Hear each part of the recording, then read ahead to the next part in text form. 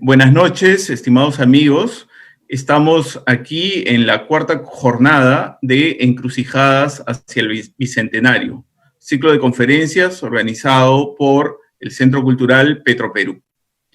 Esta noche tenemos a Osvaldo Bolo, magíster en Estudios Culturales por la Universidad Católica y licenciado en Comunicación Social por la Universidad Nacional Mayor de San Marcos.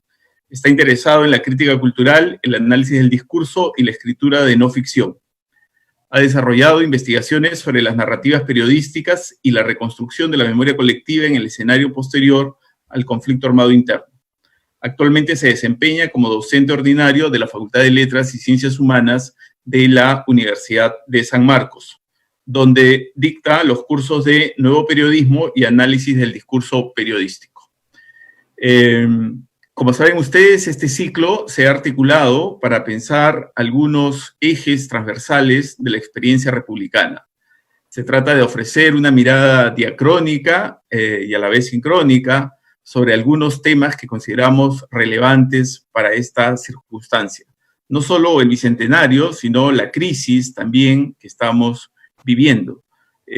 Así que para mí es un gusto presentar a Osvaldo Bolo, y le cedo el uso de la palabra. Bienvenido, Osvaldo. Bien, Marcel, gracias. Gracias por la invitación, por la presentación, y gracias a todos los que están escuchando esto. Yo voy a hablar hoy acerca de la crónica peruana contemporánea, en el marco de este ciclo de conferencias que tú has presentado, que se llama Encrucijadas hacia el Bicentenario. Voy a esbozar mi presentación en nueve partes, ¿no? Quiero comenzar con una pequeña introducción. ¿Sí? A ver, como bien señala el ciclo, una encrucijada es un momento de crisis en el que se proponen diversos caminos para enfrentar estos problemas con ideas y prácticas novedosas. A lo largo del ciclo se han comentado tres ejes, tres prácticas, tres espacios importantes, como lo son la raza, el género, las comunidades indígenas. Lugares que a puertas del Bicentenario requieren reflexión, exigen reflexión. Me parece que otro momento fundamental que requiere reflexión en la actualidad es el lugar que ocupan los medios de comunicación. Como sabemos, los medios tienen un gran poder y una gran influencia en la configuración de la cultura contemporánea. La representación mediática que ofrecen participa constantemente en la representación, en la construcción, en la producción de la realidad social pública. Como dice Hernández, los medios son instrumentos que ejercen el poder, desde donde se ejerce el poder, o como dice Castro Gómez, son finalmente el espacio son un espacio de lucha, de disputa por una hegemonía cultural. Obviamente son muchos los problemas y las aristas que presenta esta categoría de los medios de comunicación, las influencias que genera, los estudios de recepción, esta mercancía llamada noticia. Obviamente no se podría hablar de todos ellos hoy. Yo solo quiero comentar un pequeño espacio, sobre todo el lugar que viene ocupando hoy en día la crónica peruana contemporánea, en relación a esta hegemonía cultural que cumplen los medios más tradicionales, un lugar de suplencia, incluso de disidencia. Lo que quiero explicar hoy tiene que ver con cómo la crónica peruana contemporánea, a partir de tres textos importantes, se permite testimoniar la época, nuestra época, el presente, este inicio del siglo, y con ello suplir desde cierta marginalidad discursiva esos temas que los grandes medios no se atreven a contar, temas que desde el registro personal terminan proponiéndose como alternativas medianamente disidentes a lo que en forma y contenido predomina en los medios de comunicación. Para ello, o dicho de otra manera, ¿no? Quiero hablar de estas posibilidades éticas y estéticas, los logros políticos y los logros en cuanto a la forma que se ofrece desde tres libros específicos: Sexografías, de Gabriela Wiener, publicado en el 2008, pero reeditado en el 2015, De dónde venimos los cholos, de Marco Avilés, editado hace ya 4 años, en el 2016, y Guerras del Interior, de Joseph Zárate. Tres libros importantes, no solo a nivel editorial, por las varias ediciones que han tenido, algunas las traducciones al inglés, al francés, sino también por los premios que en distintos espacios han acumulado. Tres textos representativos, me parece, de lo que es la crónica peruana hoy, o al menos en esta última década. El objetivo de esta presentación, por tanto, es reflexionar sobre esos artefactos de origen personal, pero proyección colectiva, ¿sí? Cómo estos textos reflexionan sobre la raza, el género, la sexualidad o la etnicidad, y cómo se reflexiona sobre estos temas a partir de los testimonios que terminan visibilizando. Partamos entonces de una pequeña definición, que es importante para ubicarnos. ¿Qué es la crónica? Es un objeto elusivo. Su denominación es múltiple, es heterogénea, incluso es confusa. La propia denominación representa un problema en sí mismo. Algunos la conocen como crónica, otros como reportaje, aguafuerte, relato de no ficción. Son términos bastante complejos, bastante diversos, que no terminan de ser unívocos. Sin embargo, Carrión menciona que no estamos ante un género, sino ante un debate, ¿no? Múltiples aristas, múltiples perspectivas, múltiples interpretaciones de este objeto heterogéneo. Sin embargo, podemos ofrecer algunas características que diferencian a ese objeto cultural de otros propiamente informativos o propiamente literarios, ¿no? En principio, por ejemplo, esta práctica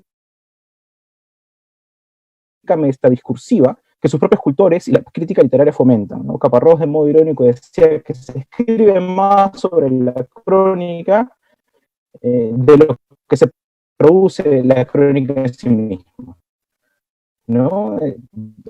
Papers, artículos, libros, conferencias constantes sobre lo que es la crónica, sobre intentar definirla, sobre nuevos autores, está un poco en esa línea, ¿no? Otro elemento importante pasa por el evidente auge editorial y comercial que tuvo en las primeras décadas de este siglo, ¿no? Como comenté en un momento, hubo muchas editoriales empezaron a publicar textos acerca de esta antología. Otro elemento importante que caracteriza la crónica en este momento es su construcción híbrida, amorfa, fronteriza. Villoro la llama el ornitorrinco de la prosa, porque tiene mucho de poesía, tiene de teatro en el manejo de los diálogos, tiene de construcción del cuento corto, esta idea del impacto, del golpe certero, del comienzo certero, ¿no? Y tiene así varias cosas de varios otros géneros literarios que van incluyéndola en su construcción. Otra característica importante en la crónica es esa asunción de subjetividad como un poderoso recurso, ¿no? Frecuentemente se acostumbra a decir que el yo, la presencia del yo en el periodismo es un espacio vedado, negado, ¿no? Y más bien se apuesta por esa supuesta neutralidad, objetividad. Por el contrario, desde la crónica se asume la presencia del yo y la presencia subjetiva, ¿no? Como un elemento que va a permitir hacer completa, pero honesta, ¿no? La realidad. Otra característica podría ser este rol informativo, que intenta ser trascendido, ¿no? No solo se intenta entretener, encender esa característica de la noticia cotidiana, ¿no? Algunos autores incluso dicen que podría pensarse la crónica como un objeto artístico, ¿no? Por la calidad literaria en la que llega en algunos textos de algunos autores, ¿no? Estas características que estoy mencionando, a estas características me gustaría sumarle una adicional, que pasa por su capacidad para testimoniar la época, ¿sí? Que está vinculado además con la idea de cómo la crónica está trabajando directamente con la memoria. Para eso, pasemos a contar, a recordar, a recapitular una breve historia. Se hablan de tres momentos fundacionales para la crónica latinoamericana: la escritura modernista, de fines del siglo XIX e inicios del XX, el periodismo narrativo de los años 60 y 70, y el llamado boom de la crónica latinoamericana, casi 100 años después de esta escritura modernista. Obviamente aquí no estoy tomando en cuenta la llamada crónica de Indias, a pesar de que muchos autores señalan que que ellos son los precursores de lo que hoy existe la crónica, de lo que hoy se conoce como crónica latinoamericana. Y no lo tomo en cuenta porque estoy de acuerdo un poco con lo que señala Carrión, ¿no? Cuando menciona que a pesar de utilizar un lenguaje literario para describir el presente que estos cronistas están mirando, que están testimoniando, ellos todavía están más cerca de la historia antigua que del futuro periodismo, ¿no? De allí que no debería cuestionarse el tomar a la crónica de Indias como un antecedente directo de la crónica que hoy en día se escribe. Comencemos con el primer momento, ¿sí? Ese es el de la crónica modernista. Son textos periodísticos, obviamente, ¿no? que los literatos del continente publicaron en los diarios de fines del XIX e inicios del XX. Como señala Röttger, son espacios de condensación, son espacios de mixtura, de una mixtura además transgresora que empieza a evidenciar cómo desde el periodismo también se puede hacer una nueva literatura. Estamos hablando aquí de autores como Rubén Darío, Martí, a nivel más continental, pero también de escritores peruanos como Valdelomar, Ventura García Calderón o el propio Vallejo, ¿no? Cuyas crónicas, personajes que son más conocidos por sus cuentos o sus poemas, pero que también han hecho mucho periodismo, ¿no? Y en el cual, ¿no?, han volcado muchas de sus ideas, mucho del retrato de su época, y que quizá no está tan profundamente estudiado o divulgado también. Un segundo momento importante para la crónica latinoamericana es el que surge en los años 60 y 70. Ese periodismo de figuras como Gabriel García Márquez, Elena Poniatowska, Rodolfo Walsh o Alma Guillermo Prieto. Y además un periodismo que está relacionado a la fundación de dos proyectos importantes, como es la Agencia de Prensa Latina, ¿no? Fundada en La Habana, ¿no? y el... no recuerdo el nombre del periódico argentino, ¿no? que junto con Prensa Latina se vuelven un poco los ejes de esta época y de divulgación de información. Además es gente de izquierda, ¿no? Con un proyecto claramente de periodismo social comprometido. Para Carrión, ese tipo de periodismo debe ser leído, ¿no?, como la vanguardia silenciosa o el prólogo discreto de lo que luego será el New Journalism, ¿no?, el nuevo periodismo. Sin embargo, en non-fiction, este periodismo no escrito, este nuevo periodismo, esta escritura de no ficción de Woolf y Talís, a diferencia del periodismo que hacía García Márquez, Poniatowska, ellos sí poseían conciencia de autor, y además un programa estético que fue respaldado por una industria poderosa, ¿no? Recordemos la antología que publica Woolf, a partir del cual un poco se vuelve el padre fundacional y nominal, sobre todo, de este género, ¿no? A pesar de que en los años 60 o 50 incluso ya se estaba escribiendo este periodismo literario. Otra cosa que menciona Carrión para tener en cuenta aquí es cómo con el surgimiento y el éxito del boom, muchos de estos autores se decantan por la novela de ficción como un género de prestigio, ¿no? Dejando un poco el periodismo en un segundo plano. Esto les permite al sector norteamericano, a los autores norteamericanos, ¿no?, asumir el nuevo periodismo como un producto genuinamente norteamericano. De allí que un poco la idea hoy en día difundida y aceptada es que el nuevo periodismo surge en Norteamérica, ¿no? Algo que cada vez está siendo más cuestionado. El tercer momento está relacionado con el denominado boom de la crónica, un momento a inicios del siglo XXI, ¿no?, finales incluso del siglo XX, en el que la crónica tener mucha fama y se vuelve un elemento muy discutido y estudiado, y hay todo un boom editorial a partir de algunos factores que me gustaría enumerarlos aquí. En principio, varios autores latinoamericanos empiezan a forjar una red de contactos, congresos, intercambios, conferencias, un conjunto de publicaciones se empiezan a dar en este espacio. Sobre todo, un conjunto de actividades culturales vinculadas a organización de talleres, financiamiento de investigaciones, concursos, ¿no? Y todo esto siendo un poco hegemonizado por la Fundación para el Nuevo Periodismo Iberoamericano, ¿no?, fundada por García Márquez, y la Fundación Tomás Eloy Martínez, ¿no?, dos institutos promoviendo mucho y financiando también la producción y la discusión de la crónica. Además hay premios de editoriales, organizaciones, universidades, se crea un máster en Argentina en periodismo narrativo, se crea el premio iberoamericano de crónica. Sobre todo hacia el año 2012, dos editoriales como Alfaguara y Anagrama sacan dos antologías importantes donde se recogen un poco las voces y una suerte de resumen de nombres más destacados de estas décadas, ¿no? El Internet, que brinda un espacio para la divulgación de los blogs, para las revistas digitales sobre crónicas, es también otro elemento que le da cabida a que este boom tome cierta legitimidad. También, ¿no?, estas diversas publicaciones periodísticas y académicas que están un poco discutiendo, ¿no?, sobre la misma crónica, en esta idea metadiscursiva que mencionaba al principio de esta ponencia.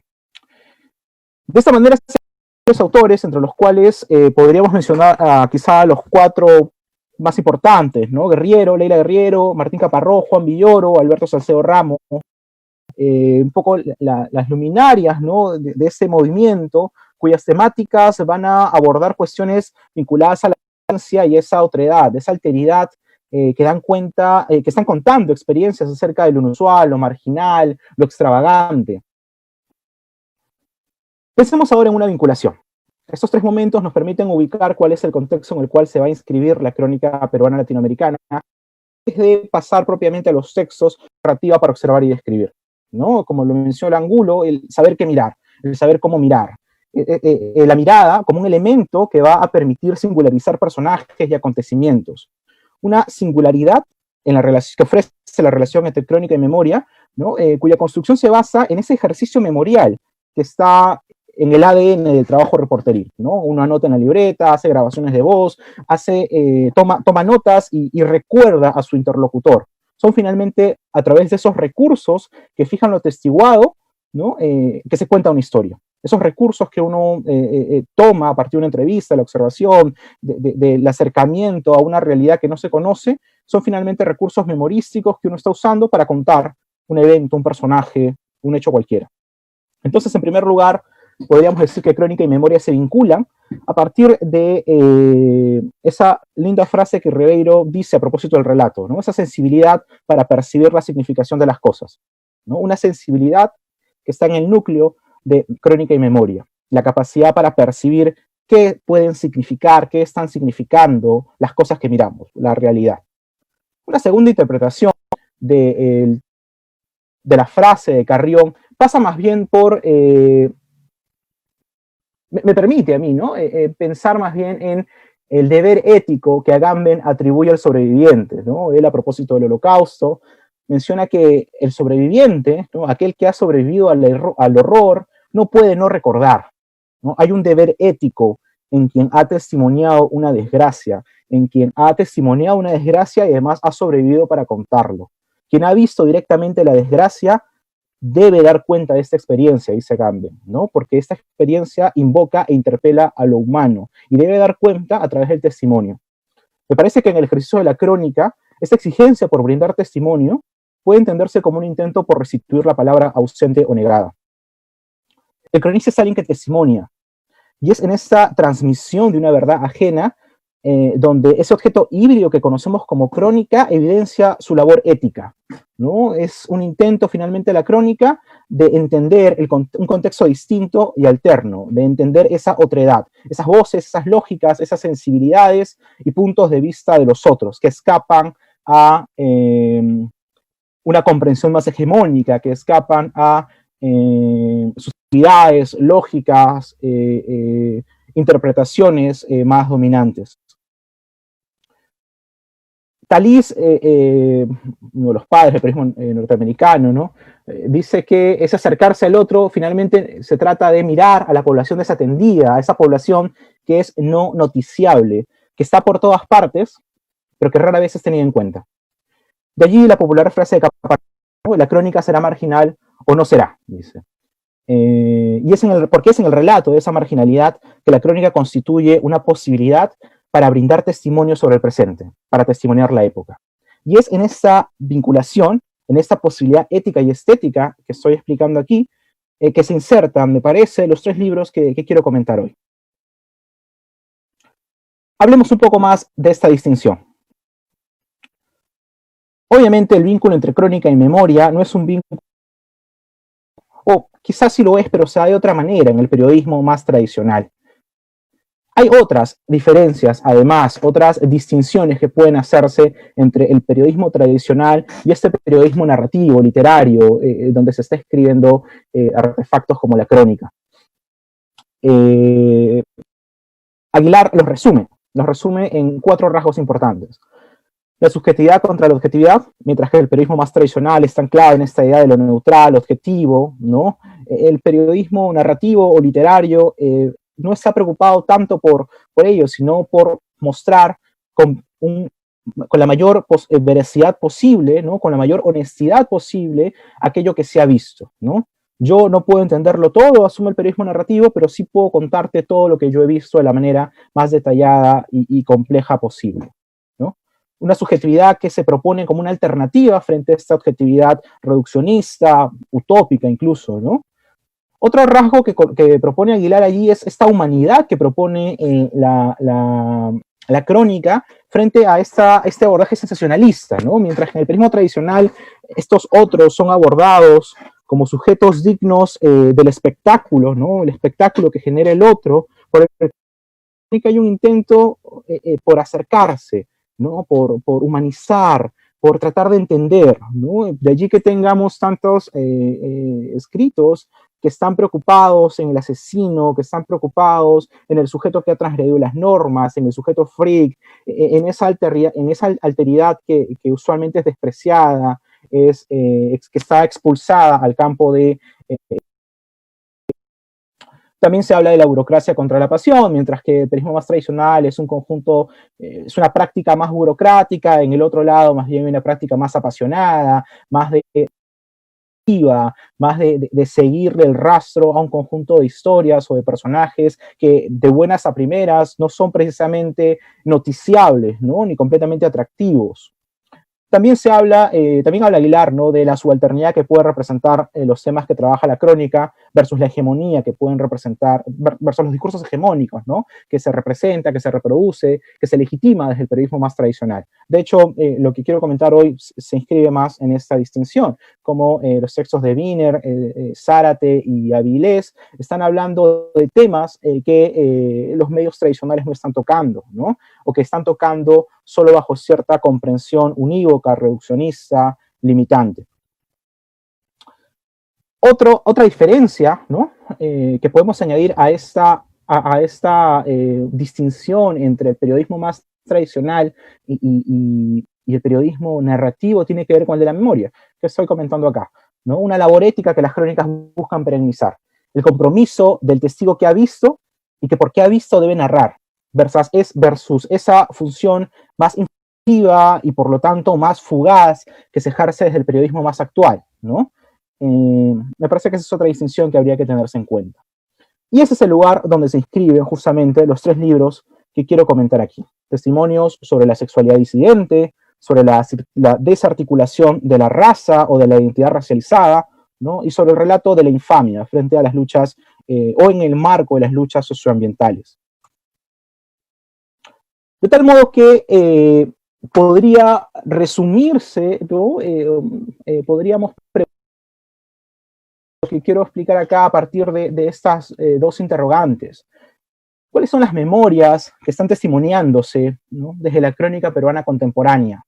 ¿No? Esta crónica que se ha escrito en las últimas 2 décadas.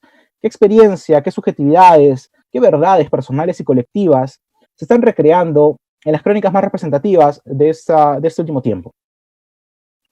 Intentaré responderlo aquí. En principio comencemos con el libro de Gabriela Wiener, Sexografías, publicado originalmente en el 2008, reeditado en el 2015, ¿no? Si no me equivoco, el año pasado o el anteaño pasado ha sido traducido al inglés, y creo que va a volver a ser reeditado, van a sacar una segunda edición. Es un libro que mal que bien ha tenido cierto éxito y cierta difusión y bastante alcance de lectores, ¿no? Es un libro que claramente está hablando de exploraciones y transgresiones sobre la sexualidad.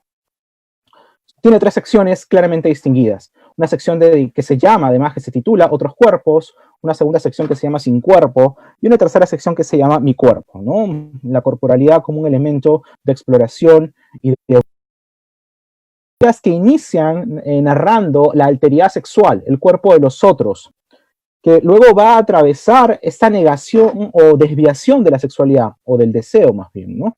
La parte del sin cuerpo, para finalmente terminar posicionándose en la autopercepción sexual, cómo es finalmente mi cuerpo. Hay claramente aquí un estilo exhibicionista, ¿no? Heredero del periodismo bonzo en el que Gabriela Wiener se inscribe, pero es un estilo que está escrito desde la personalización del relato, ¿no? Pero esa personalización no implica que no haya una investigación o que no haya descripciones detalladas de situaciones que son ajenas al cuerpo de quien está narrando. No es El yo aquí no es un obstáculo para conocer otras realidades, sino es un vehículo que permite conocer otros escenarios, otros deseos, otras subjetividades. La tercera parte, obviamente porque no puedo explicarlo todo acá, es la que me interesa más comentar, ¿no? Es el texto, es el lugar donde están los textos más famosos, ¿no? Aquellos que han sido publicados y que se estudian en las facultades de comunicaciones, pero también son el espacio donde están los textos más personales del libro. Por ejemplo, El planeta de los swingers, que es una crónica acerca de Gabriela y su esposo yendo a un club de intercambio de parejas, o swingers, ¿no? Una crónica sobre la infidelidad permitida. Historia de O, que es una crónica sobre cómo ella dona óvulos, ¿no? O finalmente es el nombre que le pone al óvulo que ella ha donado. Dos formas de no ser puta en Lima, que es una crónica acerca de un encuentro sexual que ella tiene con una prostituta, y a partir de eso una reflexión del trabajo de que ejerce una trabajadora sexual en esta ciudad, ¿no? Y Yo fui una freak, pero me operé, que es un testimonio, una crónica sobre una marca corporal que ella tuvo, ¿no? Y cómo sentir que tenía algo diferente en su cuerpo, ¿no? La constituía a partir de una identidad disímil y en revancha, un momento en el cual ella prácticamente le está confesando al lector los traumas que ha tenido con su cuerpo. Son textos confesionales, ¿sí? Donde el yo, o sea, la experiencia personal, es un punto de partida, lo que decía hace un rato, ¿no? Para contar otras experiencias del goce, del placer tecnificado, de la subalternidad corporal. Esto puede ser limitante por momentos. Alguien podría decir que ella no sale de esta comprensión autocomplaciente, de esta comprensión yoísta de la realidad, pero me parece que también funciona como un elemento atractivo, porque la mirada que está colocando a la exploración que está haciendo, finalmente es un canal, termina siendo un vehículo para saber, para conocer, para descubrir otros aspectos y otras experiencias que de otra manera no podrían ser descubiertas o que permanecerían solo para un grupo reducido de personas que participan de estas prácticas. Como propone Khairati, ¿no? El interés principal del autor es indagar las periferias de la contemporaneidad para dar voz a realidades ocultadas, rechazadas, marginales, ¿no? Pero además, este tipo de realidades específicamente corporales, ¿no? Ese sujeto, lo que se refugia en una realidad ajena, producto de contemporaneidad fragmentada, dice Khairati, que encuentra, dice ella que encuentra eso en los textos de Gabriela Wiener. Me parece que Wiener lo que está haciendo finalmente es testimoniar la alteridad sexual, ¿no? Escribir desde una disidencia del género, de cómo el género puede ser un espacio de discusión, de exploración, de incomprensión. El género y lo sexual y todo lo que lo vincula, ¿no? Algunos ejemplos pequeñitos como para que se den una idea de lo que acerca de lo que estoy hablando, si es que no conocen el libro sobre todo, ¿no? Por ejemplo, así comienza El planeta de los swingers, ¿no? Esta noche me dispongo a ser infiel con el permiso de mi marido. La puerta del 6 y 9 es tan discreta que nos hemos pasado de largo 2 veces. Llevo encima un abrigo para camuflar mi look temerario y 3 tragos de cerveza. J, su esposo, lleva una barba de 4 días. Lo veo tan guapo y tan mío que no puedo imaginar que en unos minutos se irá a la cama con alguien que no soy yo. El planeta de los swingers, que finalmente es una reflexión acerca de la infidelidad y el amor contemporáneo y los límites y las miserias y las virtudes que tiene el amor romántico, el amor tal cual se está comprendiendo hoy en día, ¿no? Y cómo estas experiencias en torno a la infidelidad permitida, ¿no? Permiten resquebrajar estas concepciones tan solidificadas, tan anticuadas, ¿no? Para lo que se propone desde estas prácticas.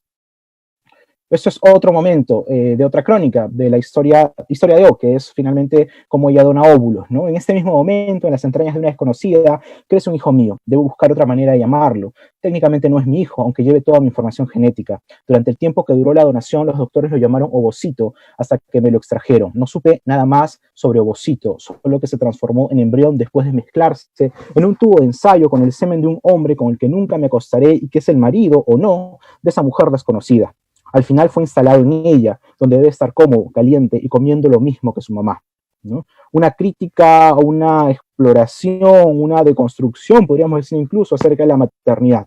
¿Qué se está entendiendo por la idea de ser madre y cómo el cuerpo tecnificado está también cuestionando, ¿no?, este supuesto mandato materno, esta supuesta exigencia febril de que toda mujer quiere ser madre. Otro momento de la crónica llamada Dos formas de ser puta en Lima. La primera vez que estuve con una prostituta fue hace mucho tiempo en algún lugar del centro de Lima, muy cerca de Quilca. Cuando vi el letrero La Sirenita, mujeres prohibido el ingreso, le pregunté a mi acompañante por qué no podía entrar. Las mujeres vienen aquí a trabajar, no a divertirse, ¿no? También un texto inclinado en ese cuestionamiento sexual, en ese cuestionamiento de los roles prototípicos dominantes, ¿no?, en torno al trabajo sexual aquí. Pasamos al segundo libro, que tiene que ver con cómo una identidad racializada se ve cuestionada, se ve repreguntada. Y me estoy refiriendo aquí al libro de Marco Avilés, ¿De dónde venimos los cholos?, publicado en el 2016 y posiblemente uno de los éxitos editoriales de ese año. Debe estar por su tercera o cuarta reedición ya. Se ha vuelto incluso parte del plan lector, un texto muy leído y muy difundido a nivel universitario y a nivel de la educación secundaria escolar. Son finalmente narraciones que buscan desestigmatizar o resignificar esta identidad racializada. Es un texto que está intentando discutir los vínculos que hay entre la migración y ese concepto de choledad, ¿no?, la identidad chola. ¿Qué hay allí?, se pregunta a Avilés. Está estructurada en 9 zonas, que claramente están marcando toda la serranía o parte de la serranía y la Amazonía peruana, ¿no? Abancay, Chumbivilcas, Churubamba, Río Camisea, Carancas, El Dorado, Iquitos, Guayana, Lima. 9 crónicas sobre cada uno de estos lugares, ¿no? 9 crónicas que hablan sobre un elemento en particular de cada uno de estos lugares. Por ejemplo, algunas están hablando sobre el Tacanacuy, ¿no?, esta tradición andina, ¿no?, que se celebra el 25 de diciembre, u otros están hablando sobre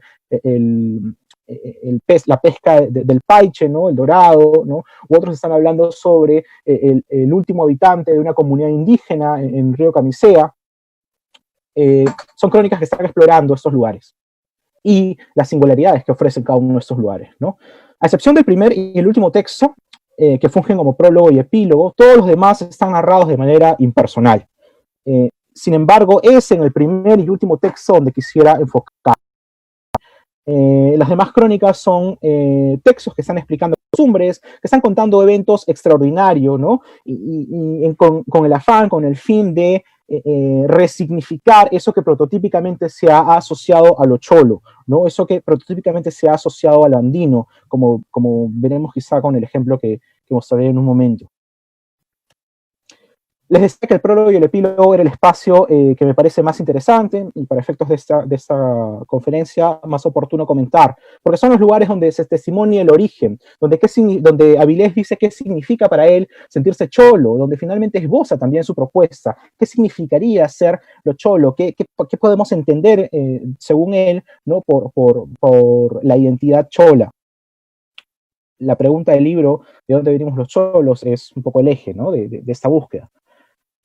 Avilés parte de su propia biografía para dar cuenta de esta identidad, de lo cholo, no solo desde ese espacio discriminatorio, ¿no?, que le otorga una construcción desigual. Cuenta experiencias como que en su colegio él mismo era un maltratador de uno de sus compañeros, ¿no?, a quienes choleaba, a quienes racializaba, ¿no? No solo está haciendo el ejercicio de la culpa, ¿no?, la culpa de ser un cholo un poco más blanco, sino que también está contando o narrando esta identidad desde una experiencia reivindicativa, que permite pensar, por ejemplo, en espacios y reconstrucciones e ideas inéditas para ellos, ¿no?, de acuerdo a lo que menciona, ¿no? Estas narraciones de la aparente cotidianidad terminan vislumbrando complejas estructuras de poder que, si bien parten de una diferencia racial, se expanden hacia otros aspectos como el género o la identidad cultural. De allí que en su libro encontremos crónicas sobre, por ejemplo, un equipo de fútbol de mujeres, ¿no?, juegan semanalmente o cada 2 semanas, ¿no?, un partido con otra comunidad y que se deciden así, y que esto es un elemento importante que acompaña y que reformula también los propios roles, ¿no? O cómo funcionan las lógicas del amar, o lo que para Occidente se conoce como el amar, el sentir, ¿no?, con uno de los últimos habitantes nomaxigengas, a quien Avilés sigue por bastante tiempo, sigue por bastante tiempo, ¿no? En plena Amazonía. Sin embargo, el título nunca logra responderse bien. Pareciera que la respuesta a esta pregunta, ¿de dónde venimos los cholos?, ¿no? En el capítulo final parece responderse bajo esta mixtura de alimentos, donde lo cholo podría hallarse, ¿no? Un restaurante al paso en Miraflores, donde todos se sientan a comer, ¿no? Donde todos son parte de esta mesa imaginaria, callejera, pero rica, deliciosa, ¿no? Habría que preguntarnos y quizá indagar en futuras investigaciones hasta qué punto esta posibilidad sirve, ¿no? Para resumir, para resignificar la experiencia identitaria de lo cholo, ¿no? Es en la comida, es en la cultura culinaria donde podemos sentirnos unificados, donde podemos sentirnos unidos, vinculados, cercanos, íntimos, ¿no? Donde las diferencias realmente se acaban. Es una pregunta que queda un poco abierta. Algunos ejemplos para entender qué estoy hablando. Esto es un párrafo del inicio de la crónica. Eran los años 80 en el Perú y millones de personas abandonaban las provincias y se refugiaban en la capital. La guerra producía muertos, heridos, inmigrantes. Nosotros no nos marchamos por ese motivo, pero nos instalamos en un barrio popular cuyos vecinos llegaban desde todos los rincones del país. Ser de provincias en la Lima de esos años te tatuaba con un estigma. Los provincianos creábamos barriadas en los cerros, nos adueñábamos de las calles para vender baratijas y, por supuesto, éramos terroristas. En las calles los niños vejaban a los serranos, les llamaban cholos, alpacas, cochinos. Si eras de provincias y no se te notaba mucho en la cara o en la manera de hablar, quizá podías ocultar la verdad sobre tu origen y aparentar que eras de la ciudad. Seguí este camino durante mucho tiempo, me escondí. Confiesa acerca de su propia práctica identitaria vinculado a la raza. En otra crónica, donde está hablando justo sobre el Tacanacuy, ¿no? Que me parece un poco complementa, ¿no? Porque lo que le decía hace un rato, ¿no? Está, por un lado, esta representación culposa, vergonzosa de cómo he actuado respecto a mi identidad racializada, pero también está esta otra posibilidad cuestionadora de los cánones asumidos, ¿no? Hacia esta composición cultural, racial, ¿no? Los viajeros que conocen el mundo indígena de los Andes suelen ubicarse en bandos. Están los que idealizan el folclore y los métodos de justicia practicados en esos pueblos, y en otra esquina, quienes condenan el alcoholismo y la supuesta barbarie que los define. Tomar una posición apresurada sobre el Tacanacuy sin haberlo presenciado es peligroso, advierte Avilés. Pasamos ahora al tercer texto, que está dedicado a narrar guerras del interior, ¿no? Diversos conflictos socioambientales que son denunciados en este libro de Joseph Zárate. Posiblemente el que ha tenido mayor difusión, es el más reciente también, pero ha sido muy elogiado, ¿no? Ha ganado varios, si no me equivoco, las 3 crónicas que integran el libro son 3 crónicas ganadoras de distintos años, de diversos premios latinoamericanos, María Cabot de España, el Premio Fundación de Nuevo Periodismo, fue escogido uno de los libros del año por el New York Times, un libro muy celebrado, ¿ok? Muy celebrado no solo por la forma en la que está escrita, sino por el contenido que propone en sus historias. Son textos que finalmente están denunciando, ¿sí? Que están denunciando el control de los recursos naturales, la destrucción de la Amazonía, cómo las vidas de los habitantes de estos lugares finalmente se están viendo dejadas por esta lógica occidental del progreso que no compatibiliza con la lógica de estas personas, ¿no? Son textos que están evidenciando cómo se dan, cómo suceden, cómo fracasan incluso estas resistencias al poder económico.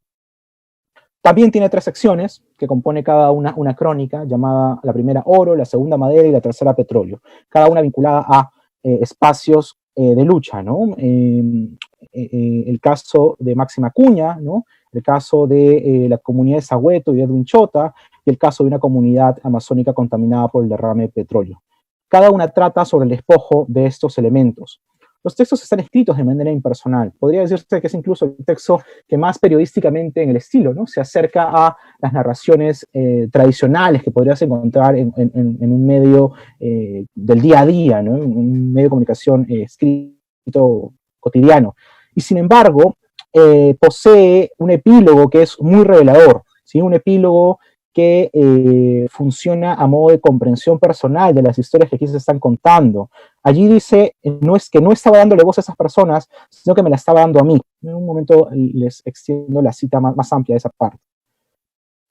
Son textos que están testimoniando las otras guerras internas, de allí que el título sea las guerras del interior, ¿no? Guerras del interior, otras guerras internas, pero guerras que son cotidianas, que están vigentes, pero que están pasando desapercibidas, que están silenciadas, de las cuales se dice muy poco, de las cuales simplemente no importan para los grandes relatos.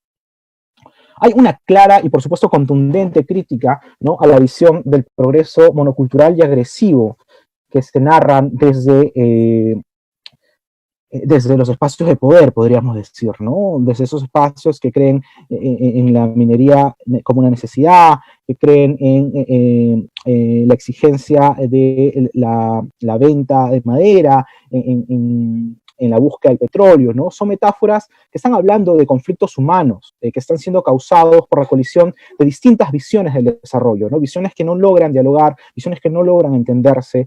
Ahí está Zárate para contar ese conflicto irresoluble, esa imposibilidad de comprensión.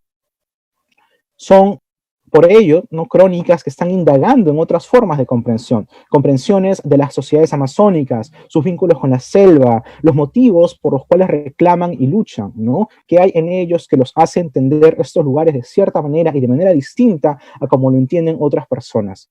El libro es un intento por narrar las diversas infamias que rodean las luchas socioambientales. Zárate testimonia el interior de la comunidad indígena amazónica, sus concepciones, su visión del mundo, la manera como se relacionan con y por qué se oponen sobre todo a la idea que Occidente tiene del progreso. Algunos ejemplos. Esta es de la primera crónica, llamada Madera, donde está contando el asesinato de Edwin Chota, un dirigente indígena asesinado por los traficantes de madera ilegal. A pesar de que él llevaba muchos años advirtiendo el peligro de estas mafias, ¿no?, nunca fue escuchado y recién tomó protagonismo su caso a raíz de su muerte, de su asesinato, de hecho. En 2002, un año antes de que Sabahueto fuera reconocida como comunidad indígena, un funcionario desde su escritorio en Lima cedió por 20 años esas tierras sin averiguar quiénes vivían ahí. Más de 600 comunidades indígenas, la mitad de todas las que existen en la selva peruana, siguen sin ser las dueñas legales de sus tierras. Mientras las comunidades deben afrontar procesos que pueden tardar más de 30 años, las empresas que solicitan concesiones en estas mismas tierras suelen obtenerlas en solo 30 días. Los pueblos indígenas y las comunidades rurales ocupan más de la mitad de las tierras del planeta, pero solo poseen legalmente el 10% de tierras a nivel mundial. Claramente el punto y el estilo de denuncia son evidentes. Otra parte de esa misma crónica, llamada Madera. Cuando un líder se convierte en mártir, las personas lo recuerdan como la encarnación de sus propias luchas. Ahora que ha muerto, Edwin Chota significará muchas cosas para quienes lo siguen. La resistencia a la tala ilegal, la defensa de los derechos indígenas, la pelea solitaria del que espera una justicia que nunca llega, la extraña valentía de un hombre de campo que encara al Estado.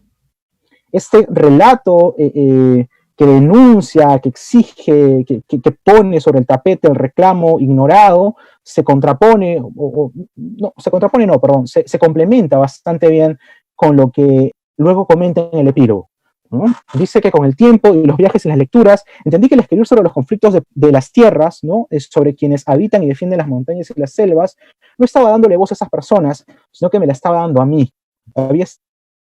Había estado escribiendo, sin proponérmelo, sobre el lugar donde venía mi familia, ¿no? En ese espacio empieza a contar un poco acerca de su abuela y su ascendencia también indígena, ¿no? Que es finalmente el vehículo que a él le permite, como señala en esa parte, ¿no?, interesarse y contar estas historias de denuncia por los recursos y las luchas socioambientales. Para concluir y acabar,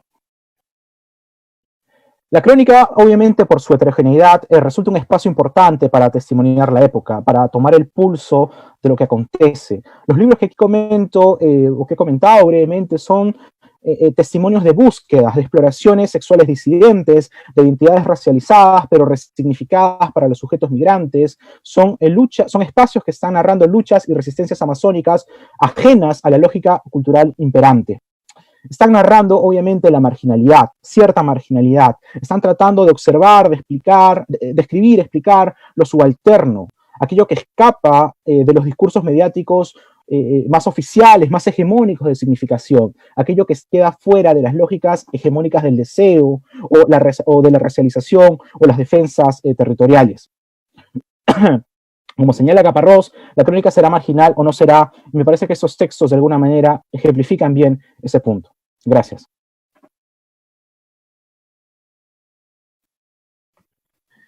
Gracias, Osvaldo, por la presentación. Creo que es un tema harto relevante, ¿no? Este formato discursivo que representa estas marginalidades y que de alguna manera va contracorriente de las tendencias que observamos en el periodismo oficial, donde la lógica del entretenimiento y del espectáculo ganan terreno, y por otro lado también la lógica de la desinformación, ¿no? Yo creo que curiosamente estas crónicas terminan ofreciendo al lector una experiencia intensa de compenetración, digamos, con otras subjetividades, con problemas cruciales de nuestro tiempo, y también instalando una empatía, ¿no?, con estas otras formas de ser, de vivir, de existir.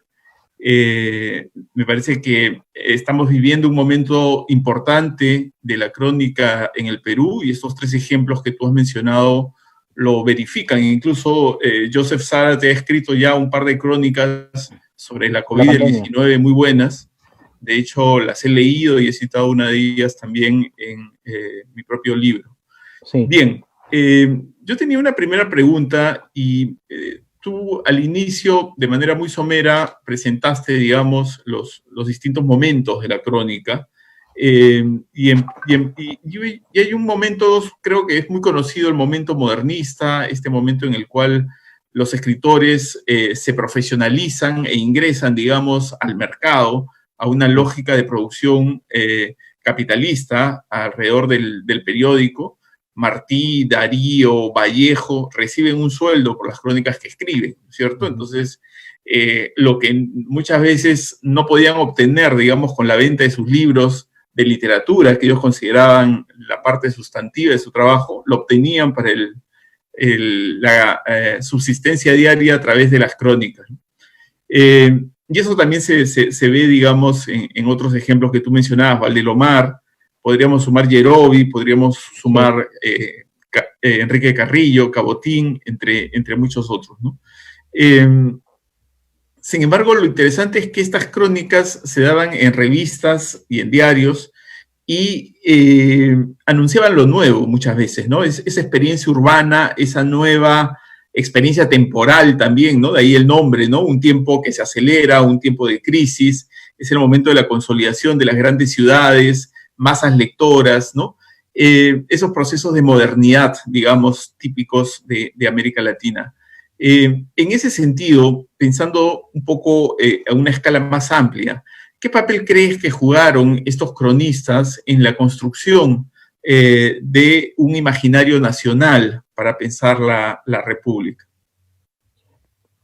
Bueno, o sea, creo que ellos van a terminar sintetizando, ¿no?, muchas ideas culturales de la época, ¿no?, muchas ideas en torno a políticas incluso, ¿no?, religiosas.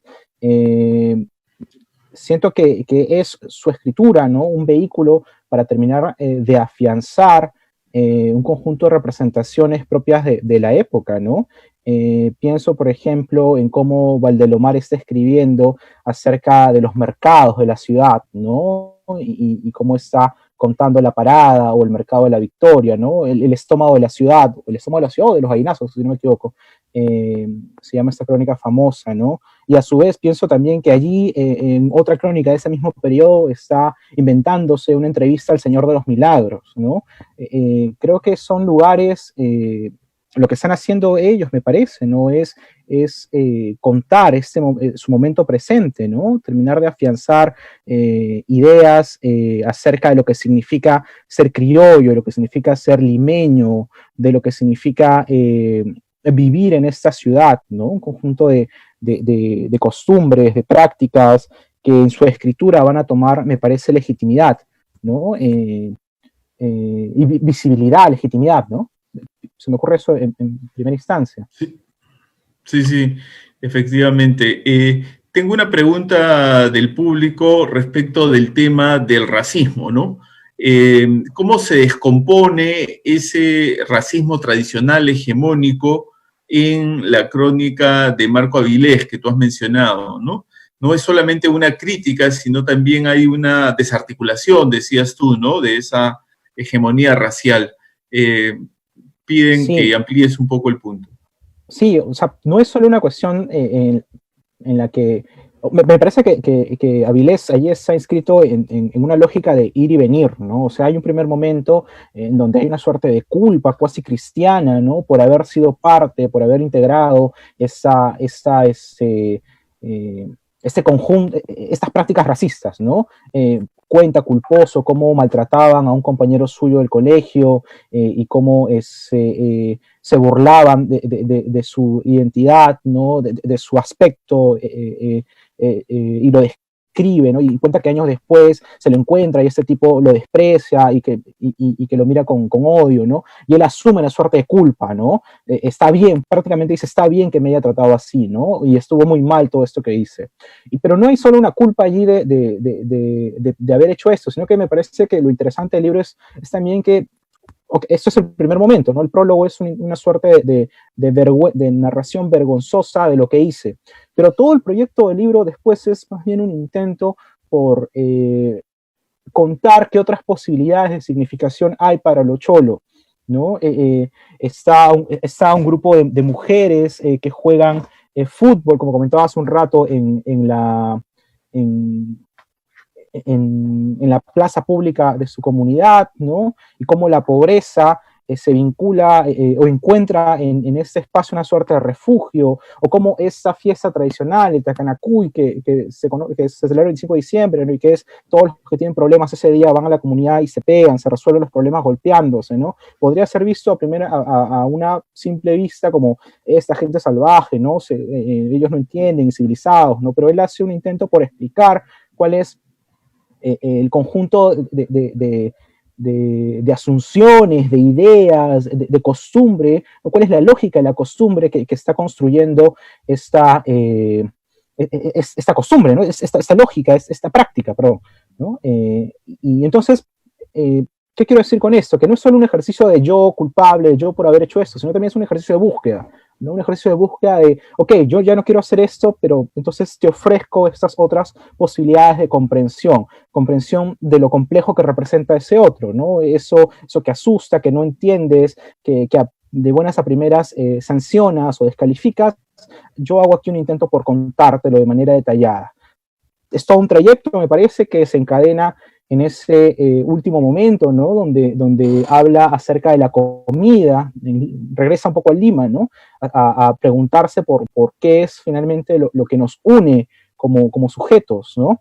Y él cierra su idea en qué es la comida, ¿no? Sentarse a comer ceviche, recuerda cómo un amigo de su papá lo llevaba él de joven a comer en estos puestos, estos agachaditos, ¿no? De la calle, ¿no? Y ahí hay un intento de respuesta, ¿no? De llegar a una suerte de puerto donde decir, ok, yo he despreciado esto, pero ahora más bien estoy reconciliándome y tratando de recomprenderlo y de darle una oportunidad para identificarme con esto que también soy, ¿no? Sí.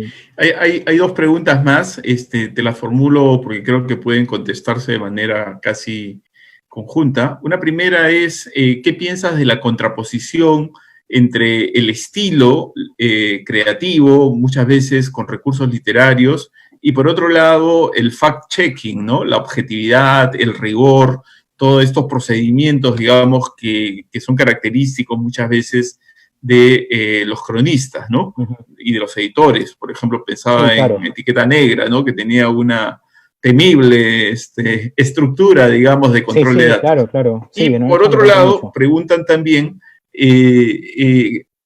si es un buen momento para la crónica en el mundo contemporáneo y cuáles serían los soportes materiales en los cuales la crónica circula mejor.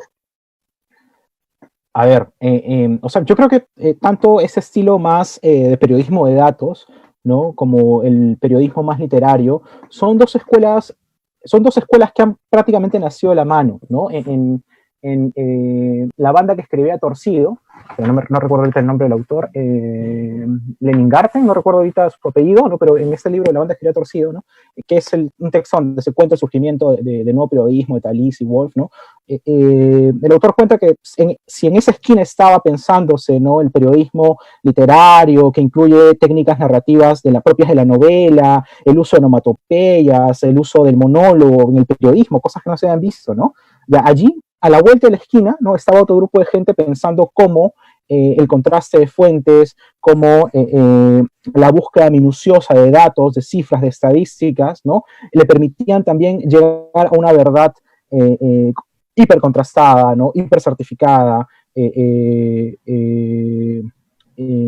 irrefutable, ¿no? Entonces yo creo que, claro, o sea, en los 50 se han ido constituyendo estos dos estilos, ¿no? Se han ido, me parece, consolidando. Y hoy en día creo que aún algunos mantienen esa divergencia, ¿no? Pero hay proyectos, ¿no?, como tú lo has dicho, Etiqueta Negra, ¿no?, que han vinculado bastante bien estas dos lógicas, ¿no? Un estilo literario, muy artístico, ¿no?, si cabe el término, con la información claramente rigurosa, ¿no?, con la información muy verificada, ¿no? Roberto Herscher, en un pequeño ensayo que reflexiona sobre la presencia del yo, ¿no?, él dice algo así como que, o sea, el que tú escribas en primera persona no es una garantía para que digas cualquier cosa, ¿no?, sino que el escribir en primera persona, el uso de las técnicas literarias, ¿no?, finalmente deben tratarse, ¿no?, bajo la misma condición que tú tratarías las declaraciones de una tercera persona, ¿no? Tú mismo tienes que pasar por ese check, ese fact-checking, ¿no?, en el cual se contrasta que tus propios recuerdos incluso son verídicos, son reales, son auténticos, son contrastables. Respecto a la otra pregunta, ¿cuáles son los formatos, los espacios? Obviamente los creo que soportes materiales también, soportes, ¿no? ¿Por ¿no? dónde? Sí. O sea, yo creo que, o sea, no termino de entender la idea de soportes materiales, pero yo lo estoy entendiendo como los lugares que tiene hoy en día la crónica, ¿no? Yo creo que los lugares que tiene hoy en día la crónica es el espacio digital, ¿no? Y eso me parece, un efecto propio de los medios de comunicación contemporáneos, ¿no? En nuestro propio país vemos como el principal diario de Perú no está mudando a una versión digital, la propia pandemia lo ha obligado a ello, ¿no? Y cada vez son más los proyectos periodísticos que toman el formato digital, ¿no? Los grandes medios de investigación peruanos, como UIDL, Ojo Público, ¿no?, son digitales, ¿no? Los lugares donde se han publicado posiblemente las mejores crónicas de los últimos 10 años a nivel latinoamericano, Gato Pardo, El Faro, 5W, ¿no? Son lugares digitales, ¿no? No son textos anfibios, no son lugares que tienen un formato ya en papel, ¿no? Sino que todo pasa por la narración virtual, digital, ¿no? El soporte finalmente termina siendo la página web, ¿no? Y creo que esa es una apuesta y una tendencia, sobre todo, de estos últimos años, ¿no? Ok, gracias Osvaldo por las respuestas, gracias al público que estuvo conectado y que ha participado formulando estas preguntas, y damos por concluida esta cuarta jornada de nuestro conversatorio Encrucijadas hacia el Bicentenario, organizado por el Centro Cultural de Petro Perú. Buenas noches a todos.